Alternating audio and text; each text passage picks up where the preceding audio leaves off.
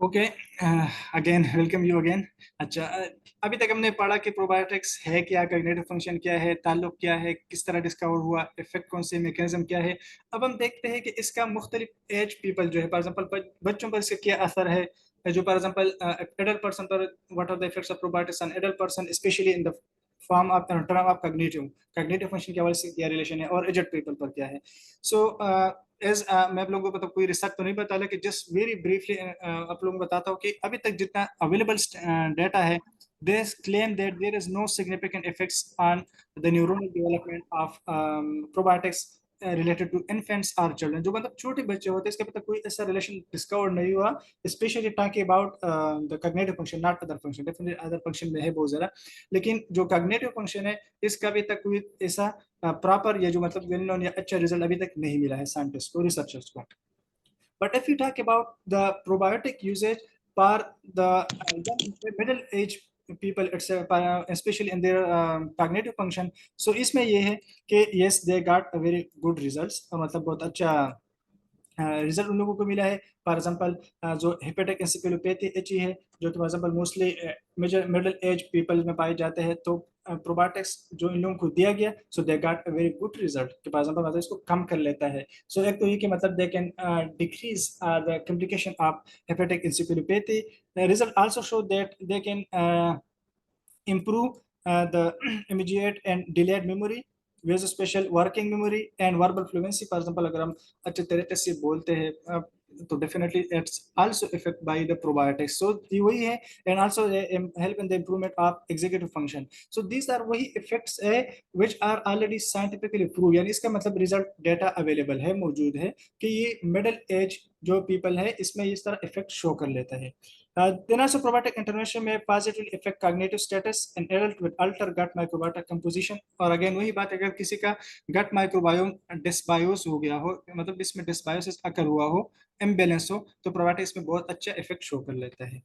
And again if you talk about the aged people, जो बूढ़े लोग होते हैं आजकल, मतलब इसमें बहुत अच्छा रिसर्च कहता है, और इसको कहते हैं जीरो बायोटिक्स के anti aging effects of and I also present one poster on that particular topic too, कि जीरो वायरस पर किस तरह इफेक्ट कर लेता है।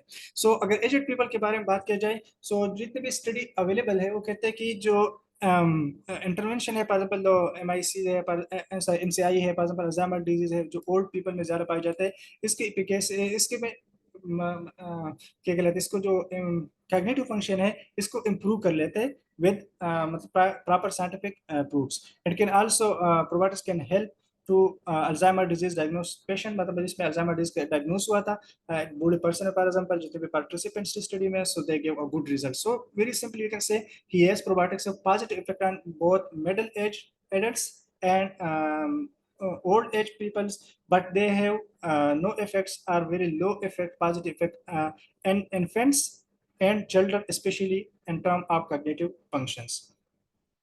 सो अभी तक तुमने मतलब पढ़ा कि हाँ इस तरह के रिलेशनशिप है ना, neuro degenerative disorders and probiotics. Just for understanding, अभी तक तुमने जनरल हवाई बातें कि किस तरीके से कर लेते हैं, तो हम फ्यू एग्जांपल पढ़ लेते हैं कि इसका कौन कौन सी किस तरीके से यूज होते हैं।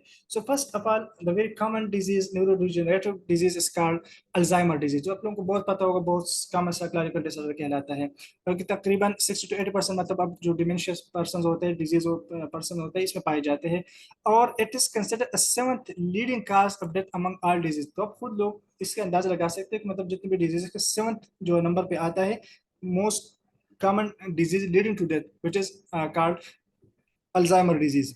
In another term, we can say, or we can judge the importance of that particular disease in terms of the expenses। For example, in US, the current budget, which is specially dedicated to the treatment of Alzheimer disease, 305, यानी 305 billion US dollar। It's a huge amount, and it is expected that it must be reached to 1.1 trillion dollar in 2050। तो इसका मतलब ये हो कि मतलब इस topic पर अभी तक बहुत कुछ करने को है, और बहुत सी अपॉर्चुनिटी भी है to do work on that particular topic.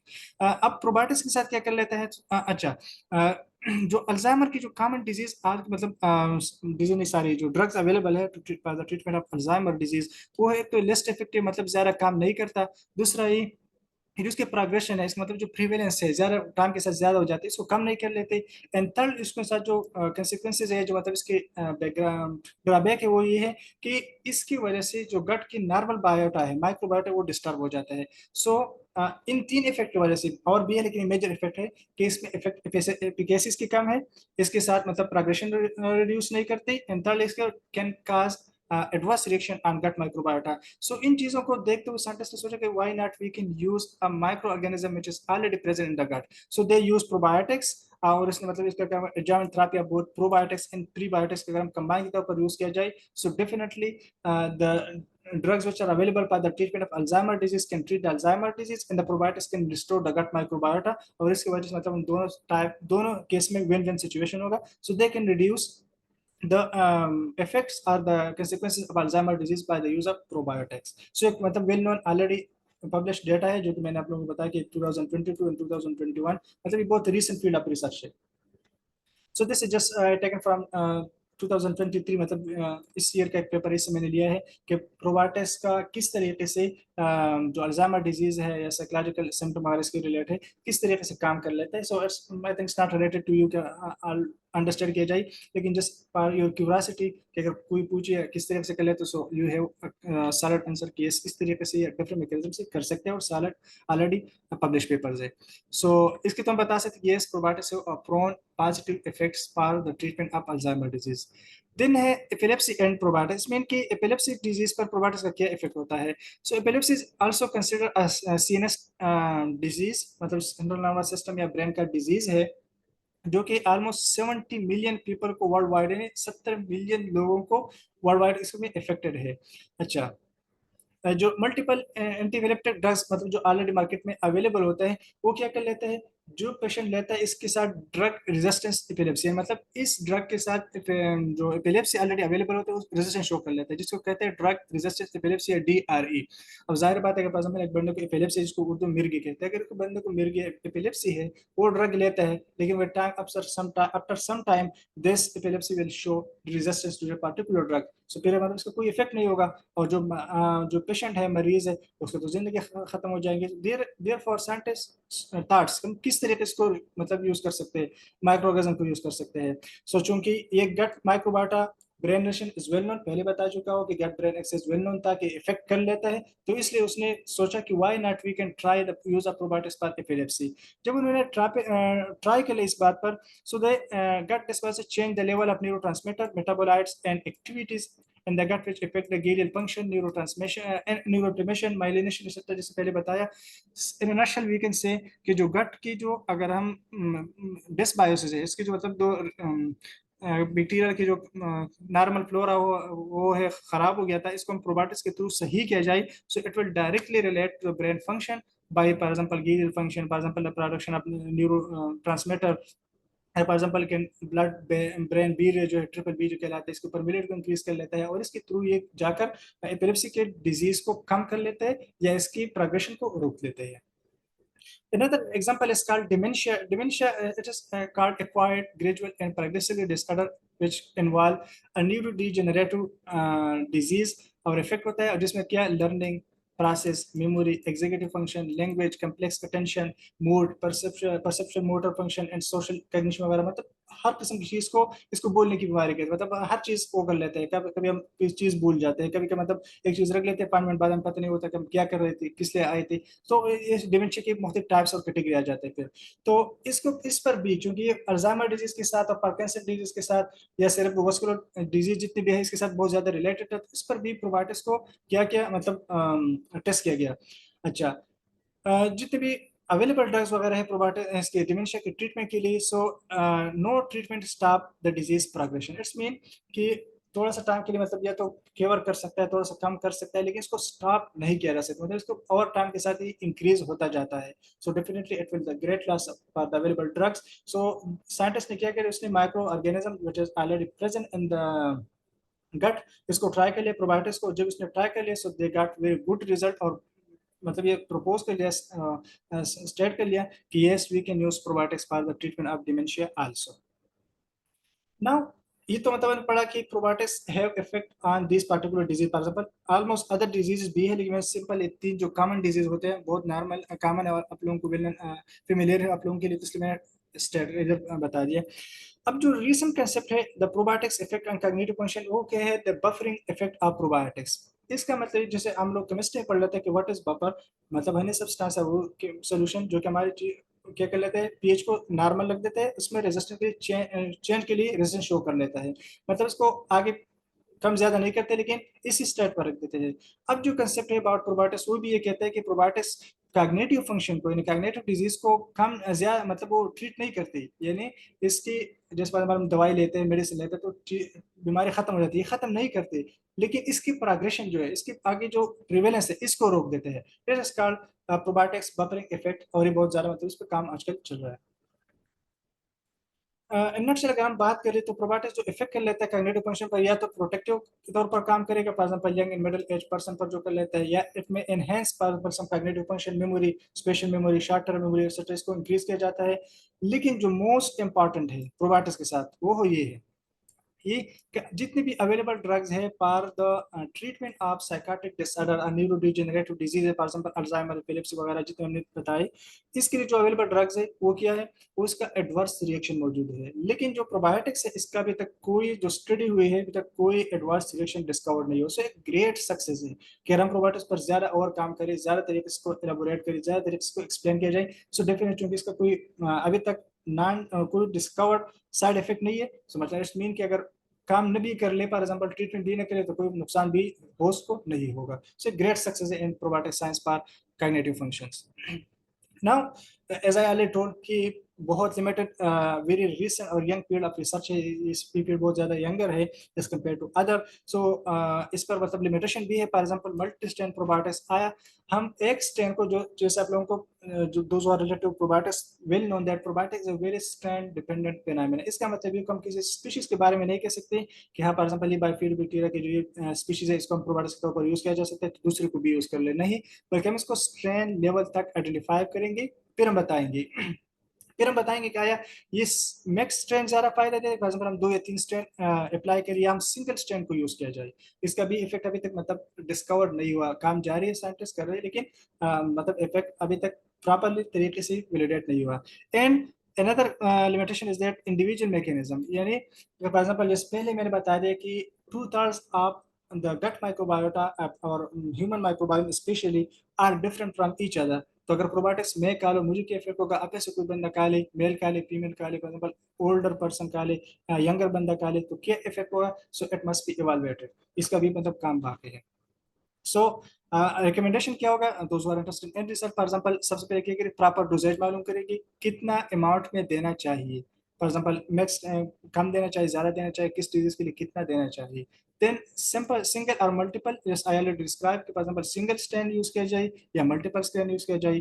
Then data collection before, अच्छा ये है कि अभी तक जितना डेटा अवेलेबल था, तो इसमें भी एक लिमिटेशन ये था कि जितने भी डेटा लिया था after the intervention of probiotics, यानी फॉर एग्जांपल मरीज को प्रोबायोटिक्स दिया गया, इसके बाद डेटा लिया कि इस पर क्या इफेक्ट है, इससे पहले डेटा नहीं लिया था कि बिफोर प्रोबायोटिक्स इसका स्टेटस क्या था। मतलब ये जस्ट अवेलेबल डेटा के मुताबिक है, तो it's may be omitted for next research work. Individual effect I told कि मतलब हर बंदे पर इसका क्या इफेक्ट है। देन कंट्रोल ट्रायल्स, अभी तक जो क्लिनिकल ट्रायल्स हुई है, मतलब इसका वेल नोन कंट्रोल नहीं था, एग्जांपल मतलब इतना ज्यादा जैसे वेल नोन ड्रग के हवाले से होता है मार्केट में, तो वो वेल नोन कंट्रोल ट्रायल्स होते हैं, लेकिन इसमें अभी तक इतना कंट्रोल नहीं है, तो ये करना पड़ेगा। And simple size, as so many time told कि बहुत यंगर फील्ड है, तो जितने भी स्टडी हुई थी, किसी ने मतलब 10 बंदे ली थी, किसी ने 20 बंदे ली थी, किसी ने फॉर एग्जांपल 50-60 मतलब पार्टिसिपेंट ली थी, जो कि किसी भी चीज को, या specially in case of medicine, आप नहीं बता सकते फॉर एग्जांपल मैंने 80 लोगों पर रिसर्च करी, उसकी रिजल्ट आ गया, सो हम ड्रग को मार्केटेड करेंगे, कमर्शलाइज करेंगे। नो, इसके लिए बहुत प्रॉपर प्रोसीजर है, सिंपल सा, मतलब हजारों में होनी चाहिए, मिलियन में होनी चाहिए, तो सब कुछ करना चाहिए। तो जो अवेलेबल सेट आप सिंपल साइज तो बहुत कम था, तो ये भी निगलेक्ट किया जाएगा फर्दर स्टडी में। सो एंड सिंपल कंक्लूजन आप लोग इतने की हुई वो ये कि there is a very clear association between gut microbiota in brain, जो अवेलेबल डाटा है वो बहुत कम है इसके हवाले से, और ये वेल नोन है कि that the gut microbiota can influence the improve the brain function, और इस गट माइक्रोबायोटा में हमारे पास जो एक कंस्टिट्यूएंट है, एक पार्ट है, वो प्रोबायोटिक्स भी इसमें मौजूद होते हैं। जो अप्रूव्ड मेडिसिन है for the various disease, for example Alzheimer disease, epilepsy वगैरह, इसके लिए अवेलेबल डिजीज है, इसमें ये है कि एफिकेसी इसकी कम है, इसके नेगेटिव इफेक्ट ज्यादा है, और उसको मतलब प्रोग्रेशन को रोक नहीं सकते। दिस इज वाई मतलब ज्यादा चीजों को या एक न्यू थेरेपी को, एक न्यू ट्रीटमेंट की जरूरत पड़ गई, जो कि प्रोबायोटिक्स के तौर पर अब इस पर काम जारी है। And this is called psychobiotics. Psychobiotics का मतलब ये होता है those probiotics which are used specially for the cognitive function. So it's mean कि इस पूरे लेक्चर को हम साइकोबायोटिक्स भी कह सकते हैं कि साइकोबायोटिक्स को कौन कौन सी माइक्रो ऑर्गेनिज्म है, यूज कैसे कर लेते हैं, क्या इफेक्ट है, कैसे इफेक्ट है। So just the change of topic, मतलब वही सेम वही कहानी है, सिर्फ टॉपिक अलग है, इसको साइकोबायोटिक्स कहते हैं। अच्छा, then the interaction between gut and brain, जिस मतलब ये जैसे मैंने बताया कि गट ब्रेन है वो बाय डायरेक्शन कम्युनिकेशन, लेकिन ये सिंपल नहीं है, इट्स वेरी वेरी कॉम्प्लिकेटेड। मतलब इसमें एंडोक्राइन सिस्टम होता है, इम्यूनो सिस्टम होता है, न्यूरोट्रांसमीटर होता है, और बहुत ज़्यादा मतलब वेरी कम्प्लेक्स सिस्टम है, बहुत ज़्यादा कम्प्लेक्स सिस्टम। इसको अंडरस्टैंड करना मुश्किल भी होता है, लेकिन हाँ ये है कि it effect the brain functions. In this the most important is that कि एज आई ऑलरेडी स्टडीड कि जो नॉन ऑलरेडी यूज प्रोबायोटिक्स, इसका अभी तक कोई एडवर्स इफेक्ट डिस्क्राइब नहीं हुआ, यानी रिपोर्ट नहीं हुआ इसका कोई एडवर्स रिएक्शन या adverse effect. So it's mean कि it's give an idea, it gives मतलब हमें एक पॉजिटिव इफेक्ट दे देता है कि अगर हम प्रोबायोटिक्स को यूज करें, जैसे इट्स में give good results. So these are the references from which I take these informations. Now, if you have any questions, so you may ask directly, or you can also write in the chat box. Sir, any easily available psychotic microbiota in our market? अच्छा, easily available probiotics for memory improvement. अच्छा, जी इसका the best of my knowledge, मुझे तो क्योंकि available तो नहीं होगा definitely, because ये स्पीड बहुत यंगर है। ये ऐसा कर लेते हैं जो ऑलरेडी अवेलेबल प्रोबायोटिक्स होते हैं मार्केट में। फॉर एग्जांपल अगर मैं जिसमें मैं सपोज काम करे तो है न्यू फ्लोरा के नाम से, सपोज वो पेन के लिए, पेट जो डैमेज पेन, इसके लिए यूज कर लेते हैं। सो जो अवेलेबल प्रोबायोटिक्स वगैरह है, इसको यूज कर लेते हैं डिफरेंट फंक्शन के लिए। फॉर एग्जांपल हम इस प्रोबायोटिक्स को जिसमें ये बैक्टीरिया मौजूद है, इसको हम निकाले तो इसका ये इफेक्ट होगा, ये इफेक्ट होगा। तो इस तरह कोई हम रिकमेंड कर सकते हो ना, अवेलेबल है कि बताइए कि हाँ ये प्रोबायोटिक्स अगर खा ले तो आप क्या हो जाएगा आपका मतलब न्यूरल फंक्शन जो है या ब्रेन फंक्शन एक्टिविटी, उसको ज्यादा किया जाए। Maybe there some claim के जो अवेलेबल प्रोबायोटिक्स को ये बताया गया हो कि हाँ we can also use for brain function, but exact name मुझे याद नहीं इसका। सर, कोई भी पाकिस्तान में अवेलेबल प्रोबायोटिक जो कॉग्निटिव फंक्शन को इम्प्रूव करती हो, any any? Almost the same question. मैंने बताया था ना कि पाकिस्तान में खैर वैसे बहुत से कम है, वही ड्रग्स अवेलेबल, वो अवेलेबल प्रोबायोटिक्स जो बाहर दुनिया में बने होते हैं, मतलब पाकिस्तान में तक द बेस्ट ऑफ नॉलेज, क्योंकि मैं तो उसको काम कर लेता हूँ, इनफैक्ट पूरा कर लिया इस पर। सो अभी तक कोई ऐसा नहीं है जो पाकिस्तान, मतलब मेन पाकिस्तानी मेड है तो नहीं है डेफिनेटली। लेकिन जो ड्रग, अगेन वही बात है कि ऐसा स्पेसिफिक नहीं है। और दूसरा है कि हम अच्छा प्रिस्क्राइब नहीं कर सकते हैं डेफिनेटली अपने sir, doctor. Any natural, sir कोई नेचुरल सोर्स हो जिससे हमें जो कैलकुलेटेड हो कि इसमें जो है ये इसका प्रिकर्सर हैं किसी? देखिए, प्रोबायोटिक्स जो है जैसे मैंने पहले बताया जी कि आया हम एवरी माइक्रो ऑर्गेनिज्म प्रोबायोटिक्स के तौर पर यूज कर लेते हैं। सो अगेन मैंने आपको इस टाइम बताया था कि नो, इसके लिए सिलेक्शन क्राइटेरिया है, हम कौन से सोर्स यूज कर ले। सो अगर हम स्पेशली ह्यूमन के यूज के लिए यूज कर लेते हैं प्रोबायोटिक्स को, so it must be taken from the human. For example इससे फॉर एग्जांपल एब्डामिन से, जेटी से ले लेते हैं, फॉर एग्जांपल गट से ले लेते हैं, डिफरेंट मेथड से। फिर इसको प्यूरिफाई कर लिया जाता है, पीसी से लेते हैं, इसको प्यूरिफाई किया जाता है। फिर इस पर सारे टेस्ट जितने भी होते हैं, जिसमें बता रहे फंक्शन टेस्ट होता है, फिजियोलॉजिकल टेस्ट होते हैं, टॉलरेंस टेस्ट होते हैं, रेजिस्टेंस टेस्ट होते हैं, फिर इन विट्रो इन व्यू सारे टेस्ट वगैरह करवाए जाते हैं। फिर बाद में कहते हैं कि हाँ जो इसका सोर्स था वो ह्यूमन था, या फॉर एग्जांपल मोस्टली जो यूज होते हैं वो फूड सोर्सेज होते हैं, मतलब जितने भी फूड सोर्स है इससे भी प्रोबायोटिक्स को आइसोलेट किया जाता है, बैक्टीरिया को आइडेंटिफाई किया जाता है, फिर इस पर फर्दर टेस्ट करवाया जाता है। सो नेचुरल सोर्स में कैसे कि फूड से हम कर सकते हैं। सर, जिस सर तरह मैं अभी बता सकता हूँ। आपने कंक्लूजन, जी जी प्लीज आप क्वेश्चन करें। जी जी जी जी आप पूछें भाई, कोई बात नहीं।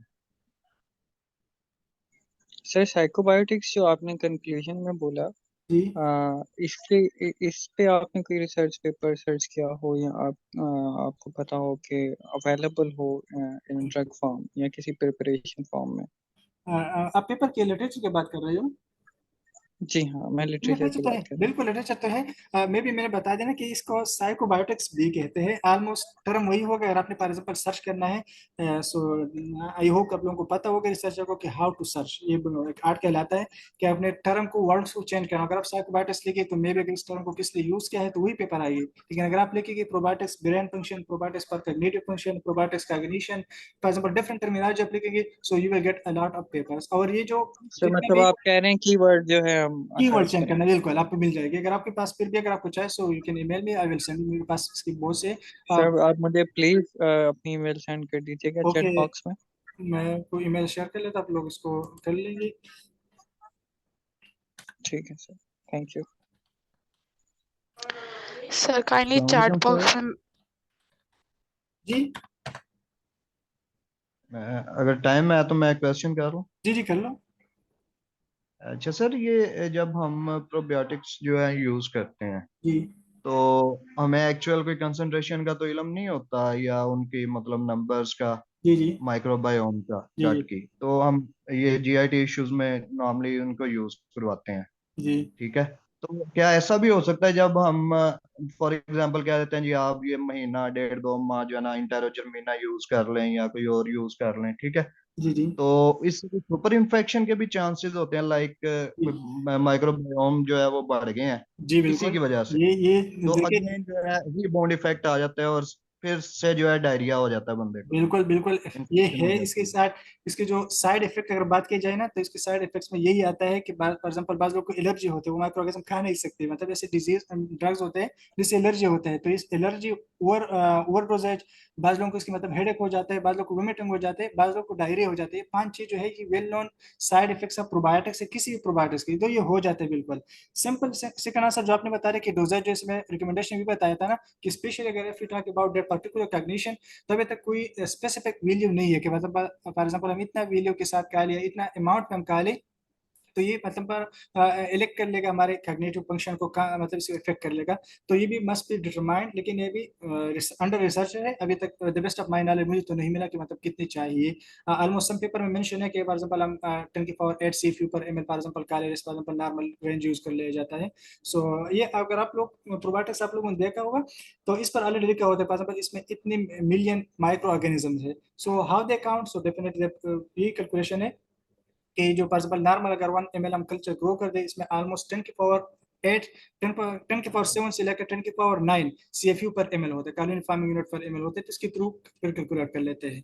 सो पार्ट आपने क्वेश्चन इज दैट कि क्या कहलाते हैं इसको, कोई स्टैंडर्ड वेल अभी तक नहीं है। और दूसरा है कि जो अगर बंदा ज्यादा खा ले तो definitely it will have some adverse reaction. और मैंने पहले बता दिया कि अगर हम ज्यादा खा ले तो अगर ओवर इम्यून सिस्टम को ज्यादा एक्टिवेट किया जाए तो ऑटो इम्यून डिजीज भी काज हो सकते हैं। So yes, these are the negative aspects of the probiotics. ठीक है, थैंक यू सर। और ये है कि ये जो आपने आपकी तरफ से ये रिकमेंडेशन है कि कोई भी साइकोलॉजिकल डिसऑर्डर्स हैं जिनमें ये कोग्निटिव फंक्शन जो है उसको इम्प्रूव कर सकता है, तो हर साइकोलॉजिकल जो एक साइकेट्रिस्ट है वो साथ में प्रोबायोटिक भी जो है मतलब रेगुलरली जो है यूज करवाए। ये तो आपकी रिकमेंडेशन है ये जी इन ये इन एवरी केस? ये अभी डिपेंड कर लेते हैं ना, अगेन वही बात होगी क्योंकि ये तो जो डॉक्टर मेडिकल डॉक्टर होगा इसको ज्यादा पता होगा फॉर एग्जाम्पल किस तरह रिलेशन है। लेकिन मैंने पहले बता दिया कि फॉर एग्जाम्पल अगर हम अल्जाइमर डिजीज की जो ड्रग यूज कर लेते हैं, सो इट विल डिसबैलेंस या मिसबैलेंस द गट माइक्रोबायोम। लेकिन हम इसके साथ प्रोबायोटिक्स का ले तो डेफिनेटली इसका दोनों क्या होगा, अच्छा इफेक्ट होगा। साइका जो अल्जाइमर ड्रग्स है वो अल्जाइमर डिजीज को ट्रीट करेगा, जो प्रोबायोटिक्स है वो गट को माइक्रोबायोम को दोबारा रिस्टोर करेगा, तो दोनों में अच्छा इफेक्ट आएगा। लेकिन मे बी सम टाइम अगर ये प्रोबायोटिक्स रेजिस्टेंस सपोज क्रिएट कर ले या मतलब टाइम से डेवलप कर ले अगेन दैट पर्टिकुलर ड्रग्स, तो खुद तो काम नहीं करेगा लेकिन उस ड्रग का भी इफेक्ट क्या करेगा, कैंसिल करेगा। So it must be properly stated, और जो मेडिकल डॉक्टर होगा इसको पता कि हाँ इसमें इफेक्ट है या नहीं है। सो जो मतलब इसके साथ जो एसडीएस वगैरह आते हैं, सेफ्टी डेटा शीट वगैरह, इसमें लिखा होता है इस बात फॉर एग्जाम्पल ये इफेक्ट ये कास्ट कर लेता है, इसका नेगेटिव इफेक्ट है, तो इससे पता चल जाएगा फिर। लेकिन अब with the best of manage, really honestly speaking मुझे इसका कोई पता नहीं क्या रहा, कौन सा ऐसा प्रोबायोटिक्स हर डिजीज के लिए कहा जा सकता है नहीं कहा जा सकता, इसके बारे में तो कोई एक्सपीरियंस वगैरह नहीं है। ठीक है, चलें सर, बहुत शुक्रिया। ओके। अस्सलाम वालेकुम। Any other question? Sir kindly chat box में रिव्यू कर लें। क्या ये सर साइकाट्रिक डिजीज में अच्छा, क्या नाम है, Rabi Afzal. Sorry pronouncing this question, वो ये कि पास मुझे कोई मेडिकल डॉक्टर में नहीं हो, आई एम जस्ट रिसर्चर। मैंने सिर्फ देख रहा है कि प्रोवाइडर्स होता है कि किस तरीके से आइडेंटिफाई किया जाता है, इफेक्ट क्या हो सकता है। ये तो पता होगा मेडिकल डॉक्टर को कितना अमाउंट में देना है, पर जिस पर डॉक्टर कहते हैं ना कि एक टेबलेट खा ले, 2 टेबलेट खा ले, क्यों, इसको पता है कि for example because depend on the severity of the disease, इस पर भी डिपेंड कर लेता है। अगर इसके for example health status of the individual मुख्तलिफ टेस्ट जो करवाए जाते हैं, फॉर एग्जाम्पल एक ड्रग खा ले अच्छे तरीके से, लेकिन मे भी इसका इफेक्ट मतलब दूसरी जगह पर इसका इफेक्ट नेगेटिव इफेक्ट आ जाए, तो फिर इसका क्या फायदा। तो ये सारे मेडिकल डॉक्टर को पता होगा कि कितना मतलब खाना चाहे, किस टाइम खाना चाहे, कितने अमाउंट में। So I think the work of medical doctor. Sir what do you think कि सिंगल स्ट्रेन या मल्टी स्ट्रेन प्रोबायोटिक्स जो हाँ, होते हैं वो ज़्यादा अब इफेक्टिव होंगे? ये जैसे मैंने कंक्लूजन रिकमेंडेशन भी बताया कि अभी तक स्पेशली अगर if you talk about that particular cognitive function, तो उसके हवाले से अभी तक वेल नोन नहीं है किसको यूज किया जा सकता है। लेकिन जितने अवेलेबल स्ट्रैंड है स्टडी हो, इसमें मोस्टली मल्टी स्ट्रैंड को यूज किया गया है। मल्टी स्ट्रैंड को ज्यादा मतलब प्रेफर किया गया है as compare to single strand. इसका सिंपल मकसद ये होगा कि अगर एक स्ट्रैंड काम न करे तो दूसरा तो काम कर ले, दूसरा तीसरे तो काम कर ले, तो मतलब up to eight for example एक वेल नोन प्रोबायोटिक्स है, it is forgot the name, VF3 इस तरह कुछ नाम है, जिसमें ऑलमोस्ट 8 माइक्रो ऑर्गेनिज्म मौजूद होते हैं। सो VS मेस को भी यूज किया जा सकता है। सर इसको मजीद कितनी रिसर्चेस चाहिए होंगी कि ये जो है वो इन प्रैक्टिस आ जाए? मतलब रिसर्च की बात कर रहे हो? जी सर, कि इसको फिर हम अपनी प्रैक्टिस में ले आए ना, मतलब जो भी वो फिजिशियंस हैं वो इसको कॉमन प्रैक्टिस में लेकर आए। ये too long, it's too long इस सिलसिले में कि अपने पास एग्जांपल पहले से। सर जी जी सर मैं यहाँ पे एक चीज़ ऐड कर दूं जी कि जी इन वेटनरी प्रैक्टिस ये जो प्रोबायोटिक्स की ट्रीटमेंट है जी ये जी चल रही है। जी जी बिल्कुल अगर कोई गट की कंडीशन है लाइक अल्कलोसिस है या एसिडोसिस है, तो उसमें जो र्यूमेन को हम अप्रोच करते हैं या र्यूमेन को सर्जिकली काट कर जी उसके जी सारे प्रोबायोटिक्स बाहर निकाल देते हैं और फिर इंड्यूस कर लेते हैं। तो इस चीज़ की प्रैक्टिस हो रही है ऑलरेडी। जी बिल्कुल नहीं, मैं तो प्रैक्टिस तो बिल्कुल ज़ाहिर बात है, जो आइडिया आया है मैं बताया किसको, साइकोपाइटिस कहते हैं, जो कि इसके न्यूरोडिजेनेटिव की डिजीज के लिए यूज किया जा सकता है। इसके अदर एक और टर्म है जो बहुत ज्यादा एडवांस, इसको जीरोबायोटिक्स कहते हैं, जो कि इस प्रोबायोटिक्स को यूज कर लेता है how to reduce our aging. For example एक बंदा मतलब यंग कैसे लगे या अपने लाइफ को किस तरीके से इंप्रूव किया जाए, जिसको जीरोबायोटिक्स कहते हैं। इसके अलावा है पैरा प्रोबायोटिक्स, पैराबायोटिक्स है, सिम्बायोटिक्स है, प्रीबायोटिक्स। तो दीज आर प्रोबायोटिक्स, अलग साइंस है मुकम्मल। लेकिन किस तरीके से कर लेता है, इट डिपेंड। और लेकिन अगर आप लोग यूरोपियन यूनियन की जो कमीशन है स्पेशली फॉर प्रोबायोटिक्स, इसके अगर आप लोग साइट पे जाकर देख लीजिए, तो वहाँ पर मतलब बहुत ज्यादा पेपर वो क्लेम कर लेते हैं कि हमारा स्टैंड क्या है प्रोबायोटिक्स से, मतलब बहुत ज्यादा पेपर। लेकिन इसमें मार्केट में बहुत कम स्टैंड अवेलेबल है। क्यों? क्योंकि या प्रॉपर आइडेंटिफिकेशन नहीं होगा, या पर सब कोई एडवर्स रिएक्शन होगी। तो मतलब because of multiple reason papers तो बहुत ज्यादा रिसीव होते हैं और क्लेम कर लेते हैं। जिस पर मैंने अभी अपने पेपर सबमिट करवाया, रिव्यू है, हमने 6 10 आइडेंटिफाई किया जिसमें इन्वर्टर एसिस के हवाले से प्रोबायोटिक्स कैरेक्टरिस्टिक्स है। लेकिन आए क्या मैं इसको यूज कर सकता हूँ? डेफिनेटली नो, क्योंकि सिर्फ बहुत से ट्रायल रिक्वायर्ड होते हैं स्पेशली फॉर ह्यूमन अगर हम बात कर ले। हाँ, ऑलमोस्ट फॉर एग्जाम्पल अगर आप विटामिन साहब अभी चले, तो बहुत से सारे स्ट्रैंड को बाकायदा इन व्यू स्टडी करके फिर प्रपोज किया जाता है कि इस स्ट्रैंड को हम यूज कर सकते हैं। जैसे फॉर एग्जाम्पल अगर आप बताए इफेसियम SF68 बहुत वेल नोन फोकस प्रोबायोटिक्स है, जो कि 1970 से यूज होते हैं। लेकिन ये कि इसके अभी तक कोई साइड इफेक्ट वगैरह नहीं आए हैं, तो प्रॉपरली वैलिडेटेड है। After that we can use, otherwise हम इसको यूज नहीं कर सकते फिर।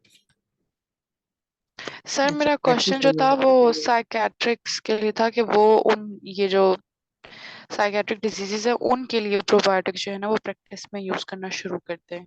हाँ बिल्कुल, यस, हाँ। Why not, they can use. लेकिन मैंने पहले बता दिया कि आया किस साइकाट्रिक डिजीज को है, किस कॉग्निटिव फंक्शन को ज्यादा इफेक्ट कर लेता है, कम इफेक्ट कर लेता है, इट्स स्टिल अननोन। लेकिन मूड वगैरह पर जो या मेमोरी वगैरह पर इसे अभी तक जो रिसर्च है, इसका पॉजिटिव इफेक्ट्स आई थी या आई है, तो डेफिनेटली दे कैन यूज। लेकिन मेडिकल टर्म में इसलिए थोड़ा सा खामोश हो जाऊंगी इस सिलसिले में कि मतलब वो टफ होता है कि वो मल्टीपल चीजों को देखते हैं। मे बी प्रोबायोटिक्स तो एक चीज को इनहांस कर देगा, लेकिन मे बी इसके साथ कोई और इंटरेक्शन होगा। अब फॉर एग्जाम्पल जिस पर यूरिन फॉर्मेशन अगर प्रोबायोटिक्स बॉडी के अंदर चला गया, जिससे पर कोई टॉक्सिन प्रोड्यूस करता हो, या अगर टाइम के साथ ये ड्रग रेजिस्टेंस शो कर लेता हूँ तो ठीक है, इस डिजीज को तो ट्रीट करेगा, लेकिन ड्रग रेजिस्टेंस फिर क्या करेंगे, फिर ज़ाहिर बात है मतलब अपने तरफ से अपने पाव पर कुल्हाड़ी मारने के लाते हुए तरीका होगा। तो ये सारी चीज इसलिए प्रोबायोटिक्स की मैंने पहले बताया कि मार्केट में बहुत कम स्ट्रेंस है, इसकी वजह से कि प्रॉपरली तरीके से इसको रखा जाता है कुछ टाइम के लिए कि उसमें कोई रेजिस्टेंस तो नहीं आता, कोई जीन्स तो एक्वायर नहीं कर लेते रेजिस्टेंट जीन्स को, या फॉर एग्जांपल जो एंटीबायोटिक रेजिस्टेंट जीन्स है इसको एक्वायर तो नहीं किया जा सकता। तो ये बहुत से फैक्टर्स है। फॉर एग्जांपल इसमें कि अगर हम कोई ड्रग वगैरह खा ले तो ड्रग के साथ इंटरेक्शन क्या होगा, या फॉर एग्जांपल हमने फूड खा लिया तो डेफिनेट बैक्टीरिया है वो भी फूड तो खाएंगे, तो इस फूड के साथ इसका क्या रिलेशन होगा, आया मतलब टॉक्सिक इफेक्ट तो प्रोड्यूस नहीं कर लेते। या फॉर एग्जांपल जो फूड की जो बेनिफिशियल प्रॉपर्टीज या ड्रग के जो बेनिफिशियल कंपाउंड है प्रोबायोटिक इसको किल तो नहीं कर लेते। तो मतलब ये सारी चीजों को माइंड में रखते हुए फिर प्रोपोज किया जाता है कि हाँ इसके सब टेस्ट करके बताया, in vitro study, in vivo study, आजकल तो मतलब इसको जीनोमिक्स किया जाता है, क्या है जीनोम के हवाले से कोई विरुलेंस ट्रेट्स, कोई विरुलेंस फैक्टर, कोई एंटीबायोटिक रेजिस्टेंस रिलेटेड जीन्स, कोई मतलब ऐसा करेक्टर जो कि विरुलेंस हो, ट्रांसफर हो सके, इसको बाकायदा जीनोम्स के हवाले से एनालाइज किया जाता है, फिर प्रपोज किया जाता है कि हाँ इस टाइम को हम यूज कर सकते हैं। Okay sir, thank you. So अगर आप किसी कोई क्वेश्चन, मैंने ईमेल वो शेयर भी किया है, अगर if you have any question so group से भी मेरा नंबर ले सकते हो, इधर भी पूछ सकते हो। So welcome. स्पेशली प्रोवाइडर्स, मेरा तो इतना ज़्यादा एक्सपर्टीज इतना नहीं है, लेकिन जितना मैंने पढ़ा है किया है, इस पर मेरा एक पोस्टर भी रिसेंटली ओरल प्रेजेंटेशन तक इंटरनेशनल सिम्पोजियम में जीरो बाइटर्स पर भी एक है, प्रोवाइडर्स के प्रिलिमिनरी टेस्ट कौन से होते हैं इस पर भी मेरा पोस्टर सबमिशन है। सो अगर आपको कोई हेल्प चाहिए स्पेशली रिसर्च के हवाले से, so feel free to ask me any time, और गाइडेंस वगैरह चाहिए इसके हवाले से, मटेरियल चाहिए, so it's my field and I will be more than happy कि अगर आप में से किसी को मैं हेल्प कर लूँ। श्योर सर, जी thank sir, you. Any more questions? किसी क्वेश्चन हो so you can ask. I think sir और क्वेश्चंस नहीं है, okay, so thank you very much. What a remarkable session it was. Absolutely insightful knowledge. Thank you so much for your valuable time, thank you. and we learned a lot. And thank you so much to all the participants as well. Until the next time, take good care of yourself. And again, thank you very much, dear sir, for the thank you, valuable thank knowledge. You, May Allah thank bless you all. You. Ameen. Okay, Take care. Allah Hafiz. मैं meeting in कर लेता हूँ।